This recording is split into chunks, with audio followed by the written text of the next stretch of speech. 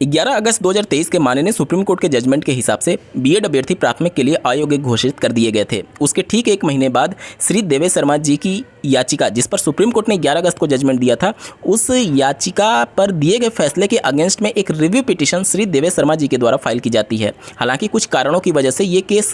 Take up नहीं हो पाया और ये केस 2024 में जाकर के अब फिर से लिस्ट किया गया था। और जब भी किसी जजमेंट को रिव्यू करने के लिए केस फाइल किया जाता है तो सबसे पहले जिस बेंच ने ये जजमेंट दिया था उस बेंच में ओपन कोर्ट में ये हियरिंग नहीं होती है। सबसे पहले उनके केबिन में ये मामला जाता है, उस फाइल को पढ़ते हैं ऑनरेबल जस्टिस जिन्होंने जजमेंट दिया था, और अगर उन्हें ये महसूस होता है कि ये ओपन कोर्ट में सुने जाने के लिए कंसीडर किया जा सकता है, कुछ मामले छूट गए थे या फिर कुछ पॉइंट्स छूट गए थे जिसे कंसीडर नहीं किया गया, तब वो जितने भी पार्टीज होते हैं रिस्पोंडेंट और पिटिशनर्स, उनको नोटिस इशू करते हैं कि आप आकर के अपना पक्ष रख सकते हैं ओपन कोर्ट में। तो इसी प्रकार का एक रिव्यू पिटीशन जिस पर ऑनरेबल सुप्रीम कोर्ट के ऑनरेबल जस्टिस सुधांशु धूलिया जी और एक और उनके सहयोगी थे जिन्होंने अपने केबिन में इस मामले पर एक तरीके से फिर से विचार किया 11 अगस्त के जजमेंट को लेकर के, और उसी विचार का ये कोर्ट ऑर्डर आप अपने स्क्रीन पर देख पा रहे होंगे। अब इस कोर्ट ऑर्डर के माध्यम से आप समझ पाएंगे कि भविष्य में बीएड के लिए क्या प्राथमिक के रास्ते खुल सकते हैं या नहीं। अंत तक जरूर जुड़े रहेगा, बहुत इंपॉर्टेंट वीडियो है। नमस्कार दोस्तों, मेरा नाम है नीरज, आप देख रहे हैं व्यू बिट यूट्यूब चैनल। अगर आप इस चैनल पर पहली बार विजिट कर रहे हैं तो इसको सब्सक्राइब करते हुए बेल आइकन को प्रेस करना ना भूलें। आप स्क्रीन पर देख पा रहे होंगे ये रिव्यू पिटीशन का डायरी नंबर आप देख सकते हैं 38315 ऑफ 2023, और इनके जो पिटिशनर हैं श्री देवेश शर्मा और यूनियन ऑफ इंडिया के इसमें पार्टी बनाई गई थी। इसके बाद से 2024 में भी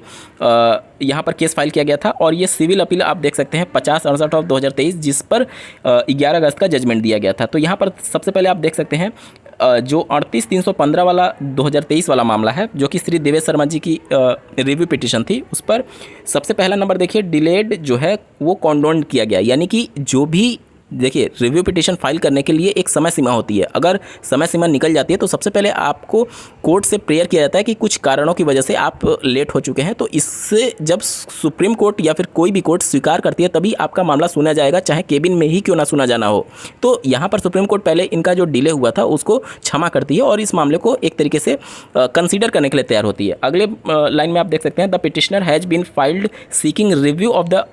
order date 11 August 2023 here whereby the appeal preferred by the petitioner has been dismiss. यानी जो इनकी याचिका थी रिव्यू पिटिशन के लिए 11 अगस्त के जजमेंट को लेकर के वो खारिज कर दी गई है, डिसमिस कर दी गई है। We have carefully gone through the petitioner for review and the papers connected therewith we are satisfied that no case for the review of the order date 11 August 2023 dismissing the appeal has been made out. The review petition is accordingly dismissed. यानी ये review petition जो श्री देवेश शर्मा जी की थी उसको खारिज कर दिया गया है। साथ ही साथ 2024 में भी एक रिव्यू पिटिशन फाइल किया गया था जिसके बारे में यहाँ पर ऑनरेबल कोर्ट ये जजमेंट देती है, आप अपने स्क्रीन पर देख पा रहे होंगे। जो आइए दाखिल किया गया था listing review petition in open court की, जो रिव्यू पिटिशन है उसको ओपन कोर्ट में सुना जाए, इस प्रेयर को भी ऑनरेबल सुप्रीम कोर्ट ने रिजेक्ट कर दिया है। पहले नंबर पर आप देख पा रहे होंगे। दूसरे नंबर पर ऑनरेबल सुप्रीम कोर्ट ये कह रही है,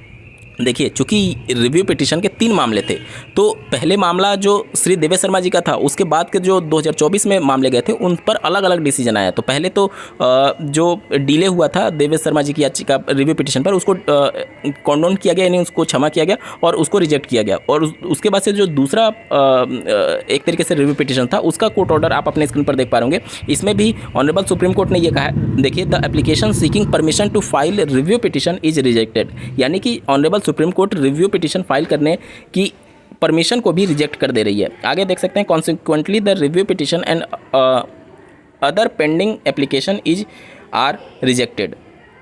तो इससे संबंधित जितने भी रिव्यू पिटीशन से संबंधित फाइल थे सब कुछ रिजेक्ट कर दिया गया, और ऑनरेबल जस्टिस बेला एम त्रिवेदी और ऑनरेबल जस्टिस सुधांशु धूलिया जी की बेंच के द्वारा ये जजमेंट दिया गया है। ठीक है, और साथ ही साथ यहाँ पर थोड़ा सा और मैं आपको दिखाने की कोशिश करूँगा। यहाँ पर देखिए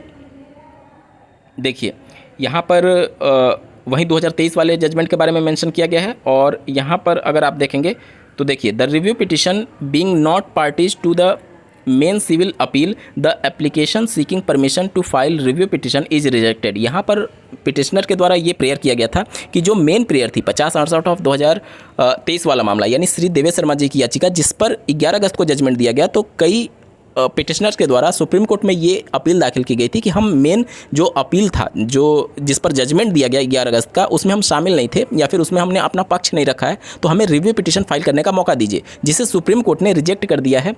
अब रिजेक्ट करने के पीछे का कारण ये हो सकता है, आपको ज्ञात होगा कि अक्टूबर 2022 में माननीय सुप्रीम कोर्ट ने जितनी भी गवर्नमेंट इंस्टीट्यूशंस हैं, प्राइवेट इंस्टीट्यूशंस हैं, या फिर जितनी भी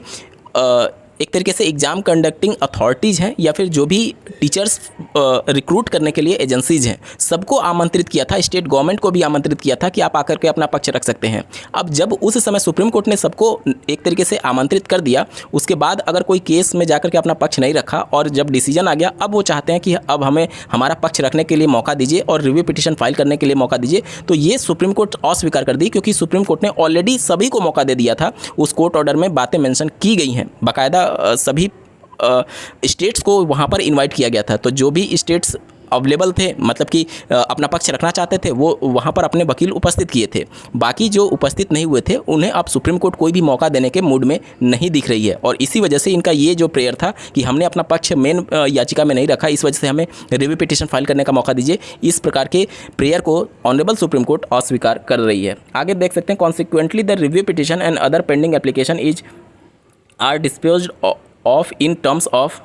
साइंड ऑर्डर। तो जो भी ऊपर जजमेंट दिया गया, उसके आलोक में पूरा जो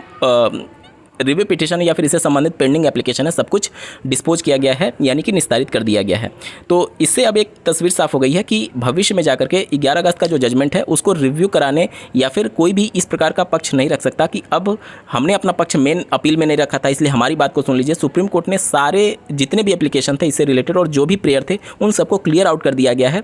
सुप्रीम कोर्ट के द्वारा कि अब भविष्य में जाकर के ना तो इस पर कोई रिव्यू होगा और ना ही इस प्रकार के एप्लीकेशन को स्वीकार किया जाएगा। तो यहाँ से फ्रेश रिक्रूटमेंट में बीएड के शामिल होने के माननीय सुप्रीम कोर्ट की तरफ से सारे रास्ते एक तरीके से अगर आप देखेंगे तो बंद हो चुके हैं। वहीं पर अगर हम लोग बात करें जो ऑलरेडी अपॉइंट हो चुके हैं, उसके संबंध में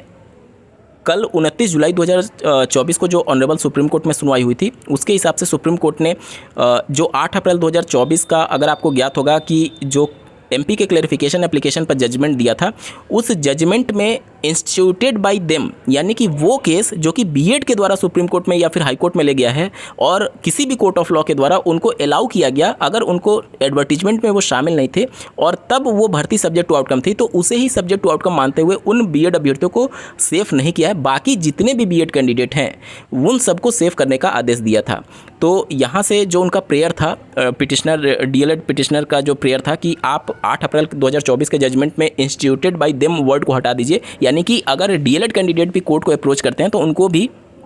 उनके द्वारा किया गया याचिका सब्जेक्ट टू आउटकम उसको भी कंसीडर किया जाए। तो वहाँ से एक बात निकल कर गया कि सुप्रीम कोर्ट उसे स्वीकार करने से इनकार कर रही है, यानी कि सीधे सा मतलब ये हो गया कि जहाँ पर बीएड खुद से कोर्ट को अप्रोच किया था और कोर्ट के माध्यम से अगर उनको राहत दी गई एलिजिबिलिटी में,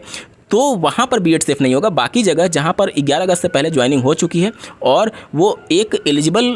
एलिजिबिलिटी थी अगर नोटिफिकेशन में, तो वहाँ पर बीएड पूरी तरीके से सेफ होगा। तो ये पूरा आज की तस्वीर है। आपको ये वीडियो कैसा लगा कमेंट के माध्यम से जरूर बताइएगा और ऐसे ही महत्वपूर्ण अपडेट के लिए चैनल को सब्सक्राइब करना ना भूलें। इस वीडियो को देखने के लिए आपका बहुत बहुत धन्यवाद। भगवान करे आपका दिन शुभ हो।